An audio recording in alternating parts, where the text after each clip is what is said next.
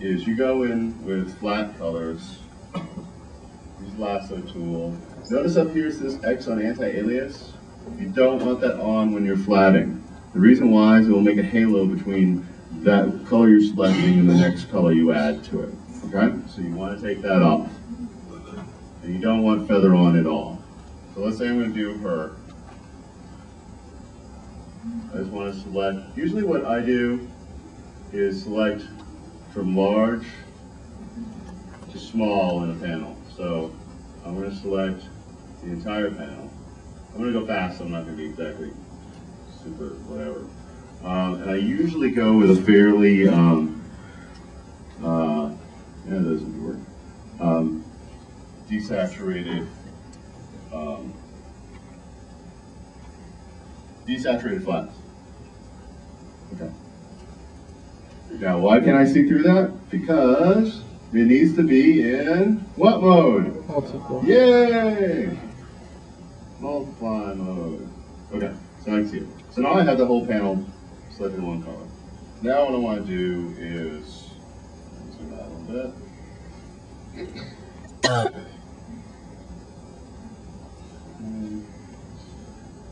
And then you start going again from the large shapes to the small shapes. So I'm going to want her head in another color. So I'm holding on the Alt key. I'm dragging back through her hair because it's underneath the color anyway. I'm just taking away that part of the selection. So now, let's take something like that. I'm using Alt Delete fills with the foreground color. Boom. No bucket fill, no nothing, just Alt Delete fill. Then I want the eyeball. The reason, now again, the reason why primarily, especially, there's two reasons for flats. One reason, especially if somebody else is doing them before you, is for speed.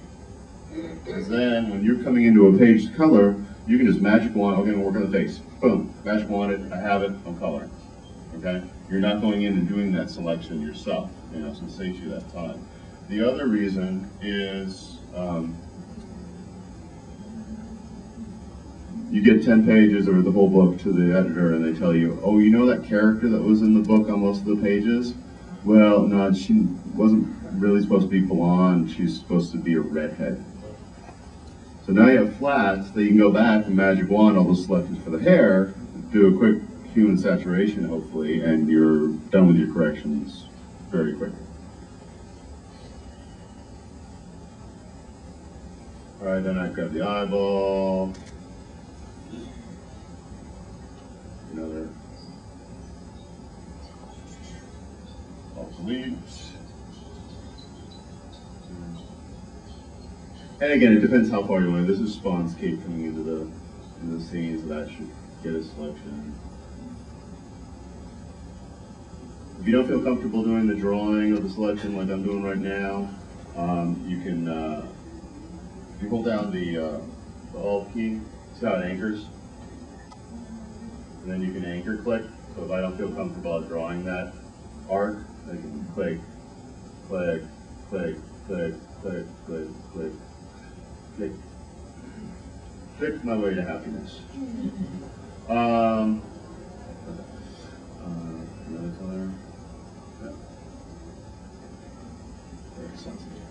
Oh, okay.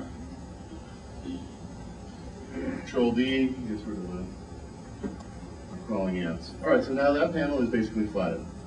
So we have the face and stuff, and you would proceed to do that with the entire page. Yeah? Is there any other reason for creating paths? Because you can also make channels or paths.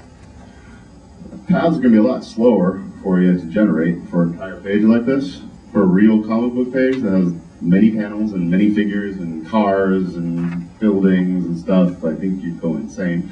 Originally we did do, you could take, let's say I'm flatting right here, and then I copy and paste it and put it in a channel, then I have it in a channel. I mean, if you want to store it in a channel, it really could just be grayscale anyway, so it's fine. The reason we used to do it in channels in the old days was, again, we needed to save memory.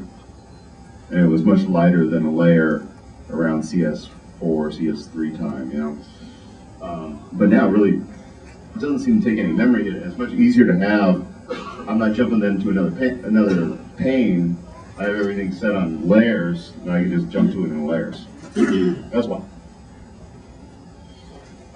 Okay. All right. So let's say I have everything else platted, and I'm going to go ahead and color her. All I have to do is say, beam, solid beam. Oh, look. No. This is my special coloring automatic filter. It's $500. You can get it at my booth. No, sorry, I had to. All right, so now if I go, let's say I have my flats, I want to select it. So I'm going to do the select. I'm going to, what do we got here? Mesh one, not that one. Mesh one tool, again, you don't want anti-aliasing because you'll get little halos around the selections. Sometimes it's okay, especially if it's black line work, you won't necessarily see it, but you're better off not having it. All right, so selecting the color. And you have to be careful. See, I have an intolerance 32. I'm surprised it didn't jump out and grab that color too, because it's a pretty similar shade. You would have it after you've done flats. You could bring that down to a tolerance of 5, like 5 or something like that, and then you're for sure just getting the one color you're clicking on. Okay. All right, so God, what a ghastly palette. No, I guess I don't have my CDs on me. All right, so let's just go with it. Let's go from my brush tool. I'm just going to see. I did grab the eyeball though. Okay, and I made the mistake of coloring in the same layer I did my flats in. But luckily we have this thing called stepping backwards. So. All right, so normally what you should do, rather than what I just did, is we're going to go back to the selection, take the selection, bring this down to 5. See now, it didn't get the eyeball. And then what we're going to do is have a new layer. That'll be our coloring layer, because you don't want to lose your flats. That's the reason why you got them. You don't want to lose them. Or, what you could even do too, is I'm going to trash this one I just made. I'm just going to make a copy of the flat layer, right? And then I'm not jumping back and forth between 2 layers. Now I can color directly in that flat layer and keep it pristine flats later to mess with later. Okay? So here we go. The other thing, in case you don't know, and I think this has been around since CS2, is, I'm showing you some keyboard equivalents, but all the tools you can now set your own keyboard equivalents for in Photoshop and call them whatever you want. So it's something that makes sense to you, like A for airbrush or B for brush, or whatever the deal is. And those are right down here, keyboard shortcuts. And you just need to go to Tools, whatever tool you want, and put in the whatever letter you want. Okay. Now you run into conflicts really quick because there's so many flipping tools, right? But often the tool that you get the conflict with is something you don't care about using anyway. Okay. Good. All right. So going back to the brush tool. I don't have selection. Oh. All right.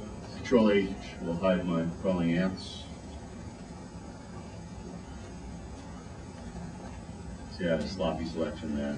That's just the way that is. I don't like that color. I'm going to pick back into that color. Use the eyedropper. If you hold the Alt key if you're on any brush tools, you get the eyedropper and go back, pick into the color. Then I can go back into the here, and I think it's a little saturated for me, or it looks a little saturated for me. Let's see. Oh, and the airbrush tool is on linear burn. Okay, so that's not going to help you. You want to color in normal.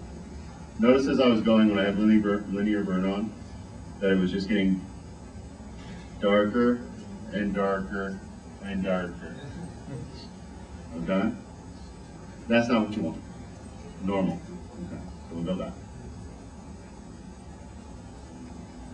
I'm basically just taking a really big airbrush, and we're close up on her face. Looks like she's uplit a little bit. I'm going to stay in that color family that I already picked. I'm going to bring down the saturation a bit.